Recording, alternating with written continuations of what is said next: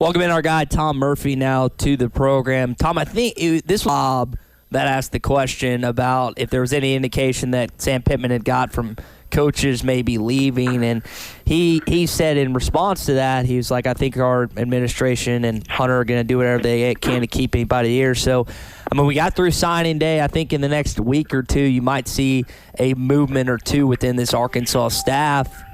Is there anything that you've heard? You're closely connected to the university. Is there anything you've heard within the athletics department that leads you to believe that we might have a coach or two on this staff that leaves sooner than later?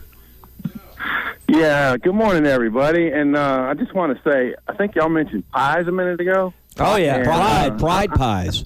Fried, as the sign says, fried in lard and love. So, and they are delicious. I want pies. Take me to the pies, okay? Yeah. I love pies. I haven't heard anything. There's anything that's imminent and all, and there's already been some shuffling, but invariably other things take place. And I think at this point last year, or close to it, Sam Pittman said he didn't expect to have any staff changes, and there were several. So you never know. I think Barry Odom is at the point in his career where he's doing good work here. He's been a head coach, and I think it would be a head coaching opportunity that he would leave for, and not any kind of a mid-level deal. A Power 5, I would think. Of course, Kendall Briles he's on his way up, and there's been some openings between the TCU and the SMU and the Louisiana Tech. I thought there might have been some interest, but each one of those has been filled. So we'll just have to see. If they were to be able to go into next year with most, if not all, the staff intact, Scott Fountain on special teams, which has gotten so much better this year, then you like the continuity factor that they would have in place. And if they don't lose any coordinators, you can start seeing the pieces come together of what could be another solid run for the Razorbacks. Yeah, and Clay brought this up the other day, and that was a great point with Barry Odom. We just needed to be reminded of, Michael Shire, Sam Carter. Those are his guys. So as long as Barry Odom's here, they're staying. If Barry Odom leaves, that's the other side of the coin. Is you're probably going to lose most of your defensive staff. So as long as Odom's in place, I think your defensive staff's going to stay intact. Yeah, that does make sense. And of course, he had a hand in hiring Jamar Ashley, the D-line coach, too. So he could become one of Barry's guys. You know how that works in the industry. And that's the issue with if you did lose Barry Odom, that you would probably lose your entire defensive side of the ball. So obviously Arkansas doesn't want that to happen. And Barry Odom is one of the more well compensated defensive coordinators. Yeah. And if it takes a little bit more to keep him, I think the athletic administration would be smart to do that. And this is a we're coming out of COVID allegedly. The coffers of the athletic department came through in decent shape. They got the front on the next TV deal from the conference, and it's almost like you got to spend money to make money, man. And so Sam Pittman will get a raise out of this, and some or possibly even all of the coaching staff will get raises. And an 8-4 season with the schedule they had, they deserve raises. And it didn't hurt they sold a bunch of football tickets to kind of help line those coffers back up. You mentioned the contract situation with Sam Pittman. Ty and I were having a conversation yesterday, and you got this bowl game coming up against Penn State, big New Year's Day bowl. Boy, that seems like if this contract deal isn't resolved before then, that could be a big leverage breaking point. And maybe I'm wrong about that, but it seems like, boy, if Sam's team wins and wins big and looks great, boy, Hunter Yurchek doesn't have a lot of leverage in the conversation. And, boy, if the team doesn't look good and they get beat soundly, it seems like the cards shift Hunter's way on the flop. So, I mean, to me, that the outcome of that game seems big, and how that negotiation goes if it's not settled before the bowl game. Yeah, I don't know how much that will play into it. Certainly public perception. And it's perceived that way, though. Yeah, I agree with you. The last thing you've done will play a part in it. And to me, there's bits of leverage on both sides of it. But I think all Arkansas fans might agree, even if you don't think he should get what that initial offer was, I think all Arkansas fans would agree that, 3.75 isn't the going rate, especially for a guy who just went 8-4.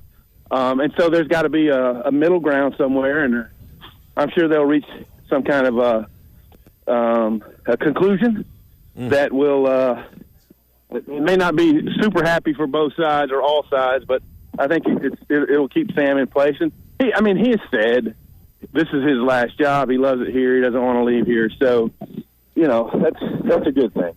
Yeah. Tom Murphy with us here live from Big Creek Trading Company. Tom, we had one shoe drop with Jalen Catalon announcing earlier this week he's coming back. There's still some big-time defensive players, Bumper Poole, Joe Fouché, Montero Brown, and John Ridgway, who people have been asking me, is like, well, into the Senior Bowl, he's ineligible. No, he can still come back. It's just you don't see that very often.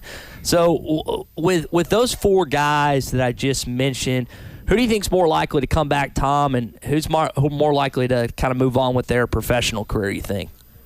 Yeah, that's a great question. And honestly, the Catalon deal, I think was a 50-50 deal because I think NFL folks love, his pop, his instincts, and all that kind of stuff, but he is coming off the shoulder. And so if you're an Arkansas fan, you have to be elated that basically the leader of your defense will come back, and hopefully he takes it easier in camp next year, and he goes into the season healthy. Huge deal. I think Ridgway, from the sound of it, Ridgway would be a decent pick, and it's hard once you've gone to the Senior Bowl and probably get a combine invite. I would think that he's found his path. It sounds to me like Buster Brown might be leaning toward a departure, but I wouldn't swear to it. And then haven't really heard much of anything from Joe Fouché. And I think the Razorbacks are very hopeful they can retain Bumper. He's seen firsthand what the Super Senior seasons did for Morgan and Henry, and what a special year this was. But you never know. I guess his draft grade, his personal life, and all that will play into it. So I'm sure we're going to get a blend. And now is when the scholarships count against your total. So the Razorbacks have to be very, very careful with who comes back. And I would think it'd be pretty much limited. We're still not satisfied. They've gone from half to ahead of you. Now, you're okay at those school, and that just goes to show you how difficult it is in the Southeastern Conference right now. What does Sam Pittman and his staff need to continue to do end-all, be-all? Well, yeah, just continue being who they are, I believe. Staff continuity would be a big deal. I think they consistently recruit well at the line because that's Sam's baby. And then I think they showed this year, Kyle's offense, it can get receivers the balls, the running backs are very involved, and the QB is huge. So I would think the skill talent would be attracted to the system. So, like you said, all the winning and the schemes that they've shown on both sides of the ball, active to recruits. And, I think so many guys who come here and see the campus, they might have an impression of what Arkansas is, and then you get here and you're like, wow, they're in place, the infrastructure with student with the tutors and stuff that are available, it's all positive. So, but they're going up. If you look at Texas A&M's haul, it was insane how many top players they got. And the truth of it is, Arkansas has been going up against programs that have recruited this way for years, and the fact that they beat some of those programs and they came within a touchdown of Alabama on the road is a positive sign that, our classes have been ranked lower than yours for going on years, and we're competitive with you. And so difference makers like K.J. Jefferson had a big role in that. Yeah, you mentioned A&M's number one ranked class. That makes people, number one, understand why Jimbo Fisher was not interested in LSU or these other jobs. He knew what he had coming. And number two, it makes the A&M fans forget about an underwhelming season, really, that A&M had by their own expectations. Even though they did beat Alabama, they really expected more win-loss record-wise. They did, but he got the breakthrough win against Nick Saban. It can be done. And I thought Kirby Smart was going to get one himself, and he didn't. but he could have one more shot on the biggest stage of them all. But the A&M fans, but pressure comes with this class too. You know, they had a 1-loss season the year before, right on the edge of the playoff.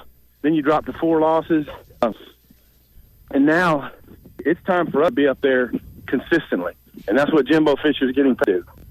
Before we let you go, start with the biggest collegiately. That would be Deion Sanders flipping the number 1 player in the country. I'm not talking about the number 1 player in Florida or Mississippi in the country. What did you think about that dramatic news that came out and really circulated through the recruiting ranks yesterday? Pretty amazing. The power of Deion Sanders' persuasion, the fact that he's on those Aflac commercials, the fact that he's prime time and he's built this image, all play into it. And I think Florida State fans, even though they're mad now, does this not position him to get a Power 5 job like at his alma mater, Florida State, in the coming years? Possibly so. And I'll tell y'all, the NIL, you heard multiple coaches speak out on this, and Sam Pittman did yesterday as well. What NIL is doing to recruiting, it's just like, and we've talked about it, and Tommy, I know you're a pretty passionate observer on this, but it's almost become a West on what recruiting is going to be, and really already is. And I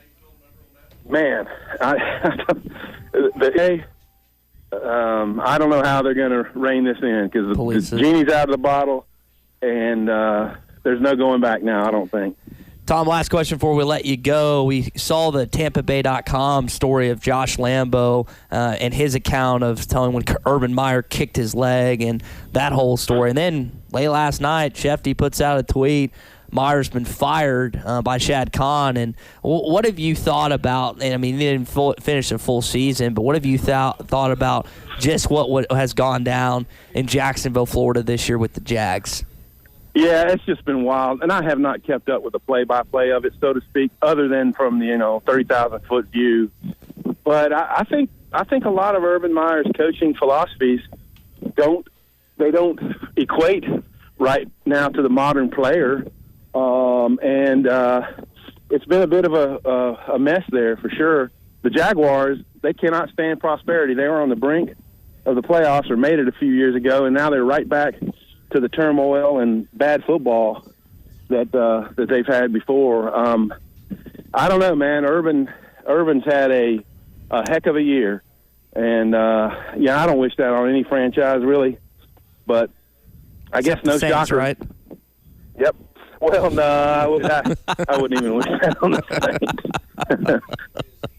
Oh, man. All right, we're here with these free fried pies. So if we were going to eat one in your honor, what flavor would you want us to have here at Big Creek Trading Company this morning if we were going to have a Tom Murphy perfectly fried pie this morning?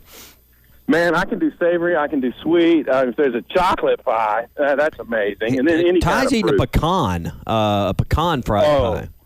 Oh, that's number one like right pecan there. pie? Oh, yeah. Yes, like absolutely. It's dank. It slaps, Tommy. I was going healthy. I had apple in mine, so I did fruit. Needs to eat more fruit, yeah. But they've got. Well, y'all enjoy them, man. You're making me very envious here. All right, so we'll talk to you next week, buddy.